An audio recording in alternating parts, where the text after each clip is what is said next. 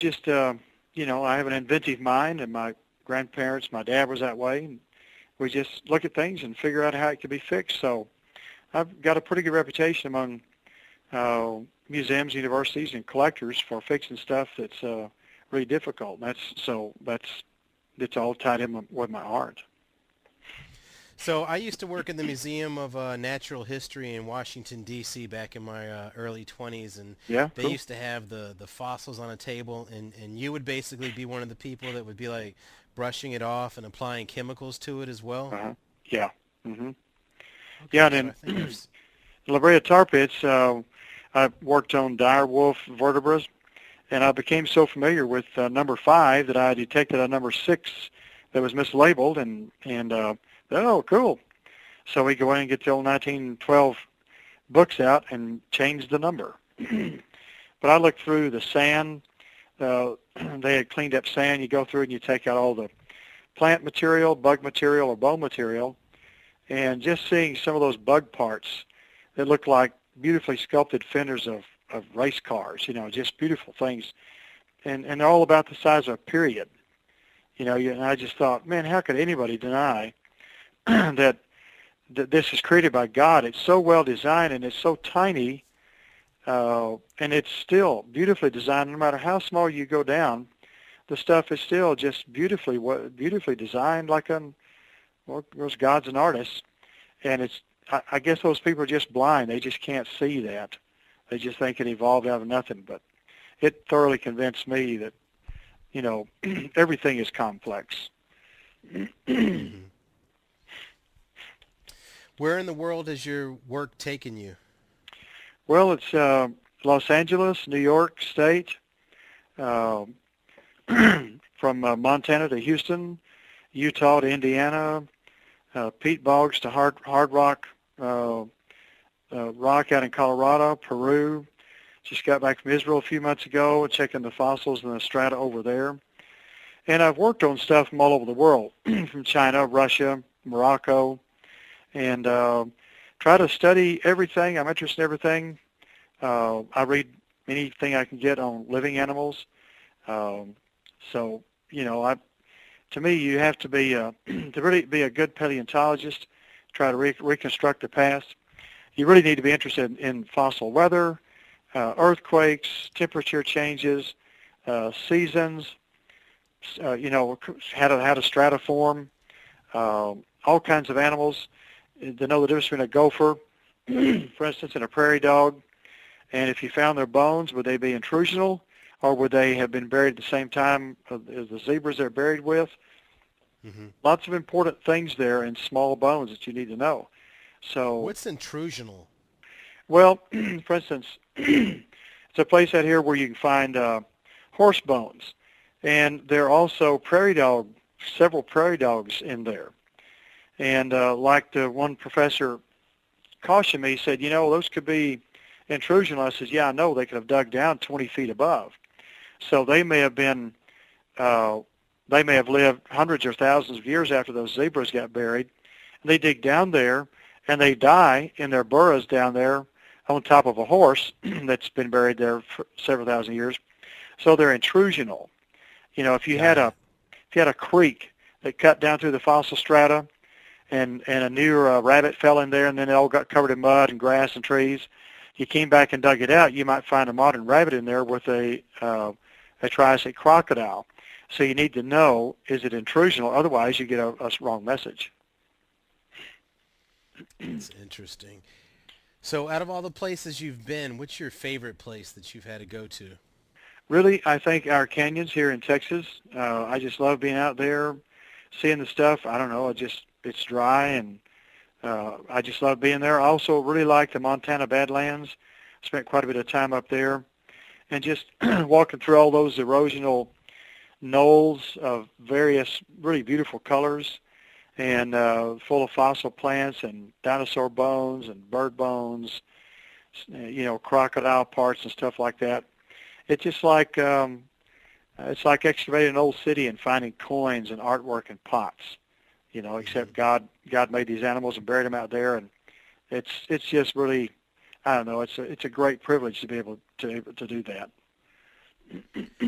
When did you see the first giant human fossil? Well, really, that would really be a fossil track down at Glen Rose, Texas, in the limestone beds down on the Plexi River through the efforts of Carl Ball, Dr. Ball. There's some big tracks down there of big people. So that really would be my first experience with that. And what size were the tracks? Some of those tracks, I think, are 20 inches. Be a man maybe 8.5 feet tall, maybe more. You know, not a big giant, but a giant. And shouldn't be there, of course. Not with the dinosaur tracks. Now, it was, you actually saw that footprint with dinosaur tracks? Well, we've excavated tracks down there, human tracks with dinosaur tracks. And that's in the lower Cretaceous, supposed to be like 80 million years ago, whatever. But there are a lot of human tracks in there, and a lot of dinosaur tracks, and they go throughout a layer about 9 feet thick. And these human tracks are not intrusional. Nope, they're made at the same time the dinosaurs were, or within a few hours, at the most a few days. And those layers are all being laid down quickly, like maybe in a matter of 12 hours, and then you have clay settles out between them, and then limestone again. And so you have layers in there 6 to 12 inches thick with the dinosaur footprints and human footprints in the clay, and then the limestone comes in, fills in the clay footprint, and then while it's still mud, the dinosaurs and their humans walked on the limestone, leaving an impression, and repeats that process all the way to the top. So when that limestone then turned when the lime mud turned to limestone, then it hardened up and preserved all these tracks in great detail. And then the clay did too, but the clay washes away. So if you find a limestone layer and look on the bottom of it, sometimes you've got a track there, a dinosaur or human track on it. What about artifacts? Have you seen like giant culture like artifacts as well? I've only seen stuff in books. I've read about stuff. I've seen drawings and things like that. But some of that stuff, you find out on the ground. You don't know what it was used for. It may have been a knife that looks like a spear point. It may have been a giant arrow point, because the Indians, our size, used really when they shot arrows, they were little bitty points that just basically sharpened up the end of the stick. And the rest of them were either spears or things that were thrown. So if you get a really big arrowhead that's maybe 5-6 inches long, it's been hacked to do something, you don't know that wasn't the point on a really big arrow shot by a really big man. So some of this stuff is a little bit difficult to know if you've seen, it's someone's artifact or not, because there were giants in this area out here, south of Crosbyton here. There was a man 12 feet tall dug up down there back in the 50s. I don't know if there are any artifacts buried with him. There's a 3-foot tall man buried with him, but we don't know if there's anything else. But, a guy that big could throw a spear 10 or 12 feet long and have a point on it to be 5 or 6 inches long just to sharpen it up.